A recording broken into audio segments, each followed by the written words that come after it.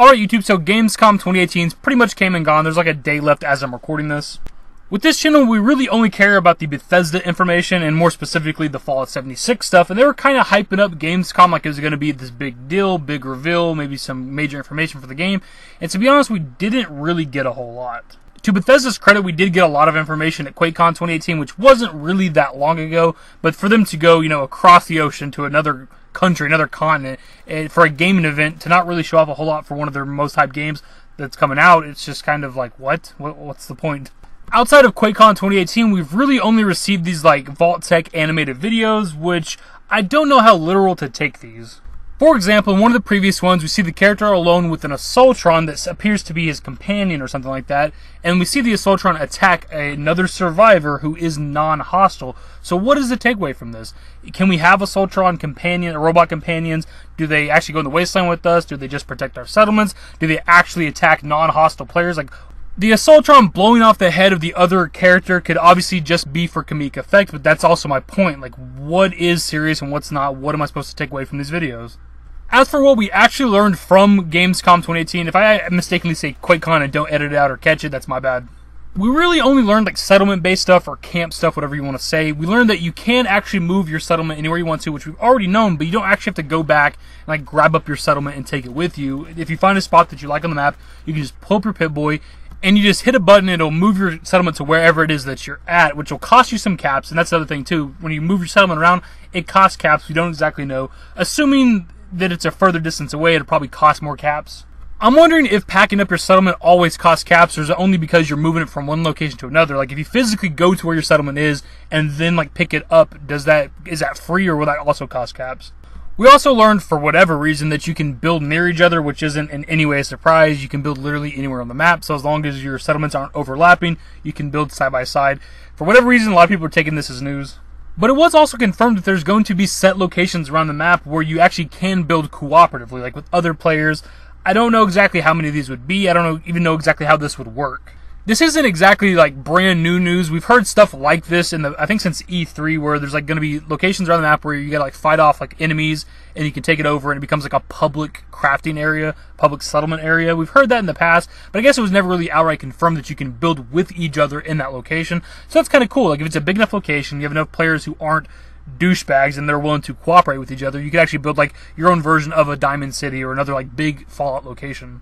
Again, you kind of already could do this with your camps. You could just, put your settlements near each other if you wanted to and kind of create your own city, but it's kind of cool to know that there are public locations where players can build with each other if they choose to.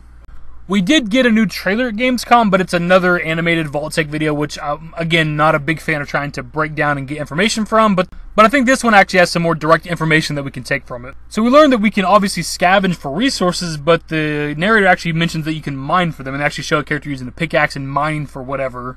It's not super groundbreaking information, but it's not something we've known up until this point. They talked about us like nuking locations and gathering rare resources and stuff for our settlements, but they never actually said that we could mine stuff. So it kind of reminds me, and I think the best comparison would be something like Skyrim. You can obviously find and buy ingots and ores and stuff like that, but you can actually go out of your way and go to these locations and mine the ores that you need.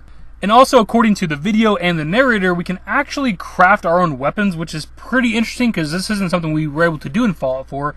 In Fallout 3 and Fallout New Vegas, you actually had crafting stations, and you could build weapons from the ground up. Not every weapon, they were select weapons, but this isn't something that was actually in Fallout 4. You couldn't just get the materials and build you like a laser rifle or a combat shotgun or something like that. You actually had to go out and find like a laser pistol, and then you could turn that into a laser rifle if you wanted to, but you couldn't really craft weapons from the ground up, but according to this trailer, you can. Now, the first time we heard about being able to craft weapons and armor and stuff like that was in the NoClip documentary, but obviously not everybody has seen that. It's like a 40-minute video, so not everybody's going to sit through and watch that. Hell, a lot of people out there, the more casual fans, probably don't even know that that documentary exists. But in that video, in that documentary, we did learn that you can craft, I think, just about everything. Armor, weapons, power armor, all your settlement stuff, probably medicines and stuff like that as well. Pretty much everything you've seen in Fallout 4, but more, because you couldn't, again, craft weapons or power armor and stuff like that in that game. And that's pretty much everything we learned from Gamescom, which, again, a lot of it wasn't really even new information. I almost didn't make this video, and I'm a couple days late to it, but I was like, man, I need to start doing this. I need to cover literally everything I can about this game. I need to be that kind of a channel. I believe PAX West is in a week. I think it's next weekend, if I'm not mistaken, and hopefully at that event we'll get something. What I want from this game at this point is just a lengthy amount of gameplay uninterrupted, like 10, 15, 20 plus minutes or so of uninterrupted gameplay. I just want to see somebody exploring the world. It can be the first area, it can be the forest area, the first biome or whatever. Just exploring the world, discovering a few locations, getting into some fights, looting a little bit, maybe coming across another player, doing a little bit of trading, leveling up. Like, I want to see a character do a little bit of everything that they can do. Do a little bit of crafting, just uninterrupted gameplay for a while, instead of little clips here and there. Because at this point, we know just about everything. Obviously, I still have some questions. I've made a couple question-based videos, but we know generally everything we need to know about this game, and I just want to see a lengthy amount of gameplay at this point. Either way, hopefully this video was informative for you guys. Hopefully you learned at least something new. The channel's been growing like crazy recently, for me at least. You know, as a smaller channel, getting like, 20, 30 subs a day is pretty damn good. In our last video, I was telling everybody to subscribe because we're almost up to 9,100, and we're already up to like 9,140 as I'm recording this video. And I appreciate everybody supporting the channel, all my regulars that come to pretty much every video I upload, and of course, all the new people who have discovered the channel recently.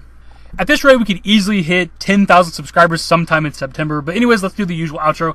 Hopefully you guys went on to enjoy the video, and if you did, give it a thumbs up. Subscribe to the channel if you guys are new. Turn on notifications. Follow me on Twitter at TheDashingDavid, at my Discord. Links to my social networks are in the description and in the outro. Later, guys.